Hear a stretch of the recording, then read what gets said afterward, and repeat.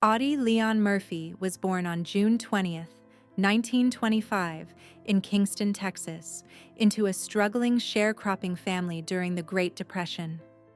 He was the seventh of 12 children, raised in poverty that demanded responsibility at an early age. When his father abandoned the family and his mother died while Audie was only 16, childhood effectively ended. With limited formal education and no safety net, he left school to work odd jobs, doing whatever was necessary to keep his younger siblings fed and sheltered. These formative years shaped his sense of duty, resilience, and quiet determination. Long before the world knew his name, Audie Murphy learned endurance through necessity rather than choice. His early life was not marked by ambition or heroism, but by survival, sacrifice, and an unspoken promise to protect those who depended on him. An unlikely soldier who refused to quit. In 1942, Audie Murphy attempted to enlist in the United States military, only to be rejected multiple times for being underweight and undersized. Standing just 5 feet 5 inches tall and weighing barely over 100 pounds, he hardly resembled a traditional soldier. Yet persistence defined him. Eventually accepted into the Army, Murphy entered combat with determination rather than confidence. He served across North Africa, Italy, France, and Germany, where his courage, quick thinking, and leadership became unmistakable. Fellow soldiers described him as calm under fire and fiercely protective of his unit. His physical stature never limited his resolve. Instead, it sharpened it. Murphy proved repeatedly that bravery is not measured by size, but by the willingness to stand firm when fear overwhelms reason. The day that defined a legend. On January 26, 1945, near Holtzwihr, France, Audie Murphy performed the act that would define his place in history. After his unit was overwhelmed by German forces, Murphy ordered his men to retreat while he stayed behind. Wounded and outnumbered, he climbed onto a burning tank destroyer and used its mounted machine gun to hold off advancing enemy troops. For nearly an hour, he fired, directed artillery strikes, and refused to yield ground. Against overwhelming odds, he succeeded. At just 19 years old, Murphy earned the Medal of Honor, becoming its youngest recipient at the time. By war's end, he had received every major U.S. combat decoration for valor, along with numerous Allied honors, cementing his reputation as the most decorated American soldier of World War II.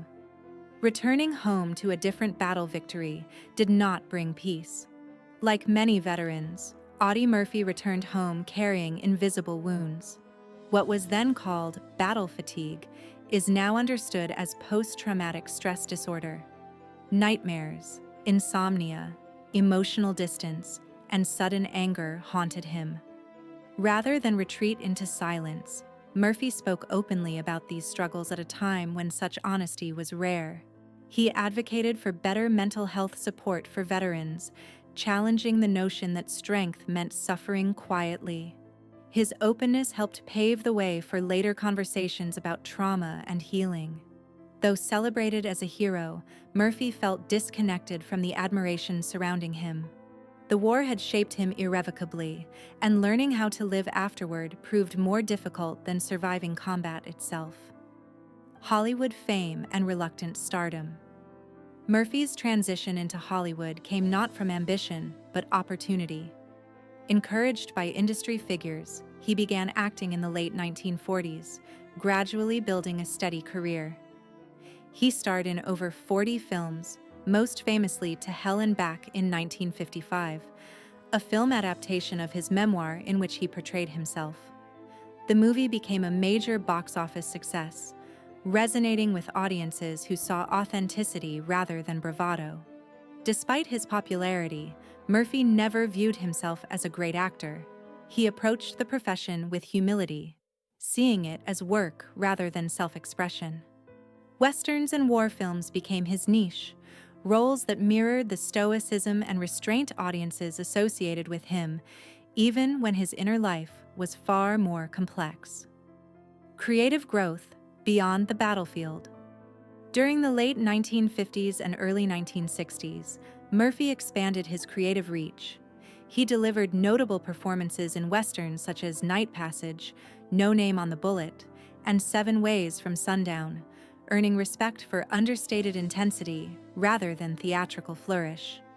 Critics began to recognize his range, particularly in darker, morally complex roles. Murphy also explored songwriting, co-writing several country and western songs recorded by well-known artists. Television appearances further broadened his audience, and his participation in the Army's The Big Picture series reflected his ongoing commitment to public service.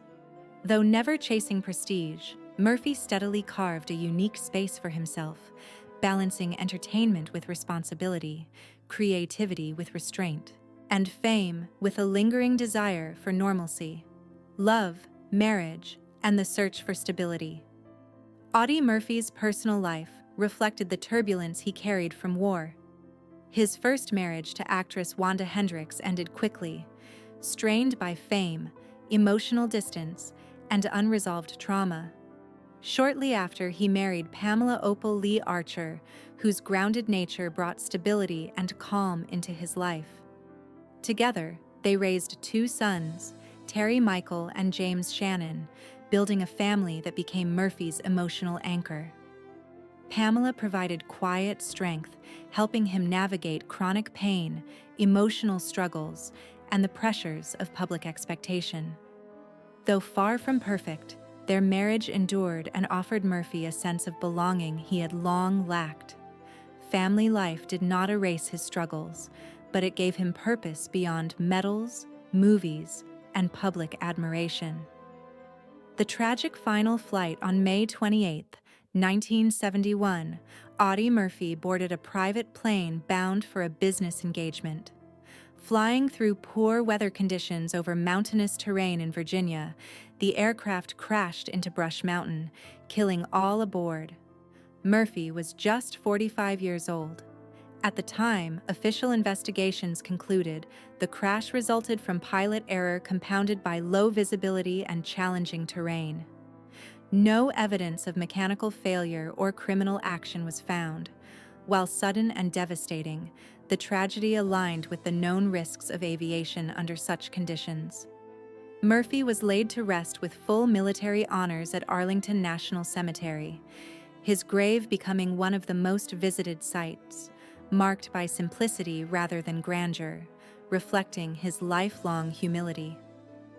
Why rumors took root.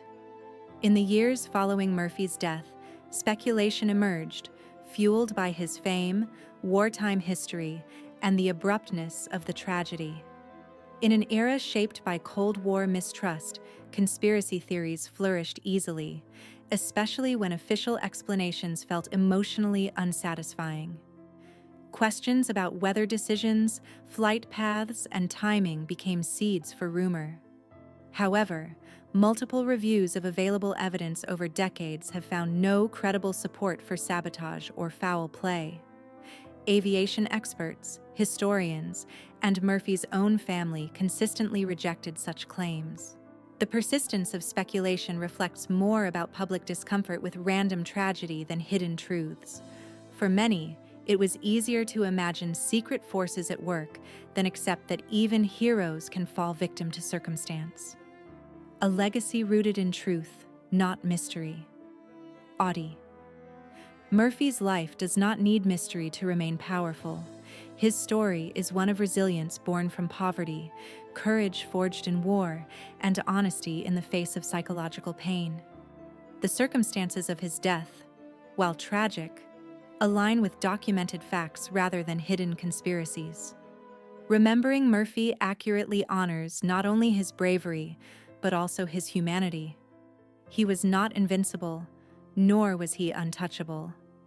He was a man who endured extraordinary hardship, served his country with unmatched valor, and spent his later years seeking peace. The real lesson of Audie Murphy's life lies not in unanswered questions, but in the truth of a hero who faced darkness openly, both on and off the battlefield.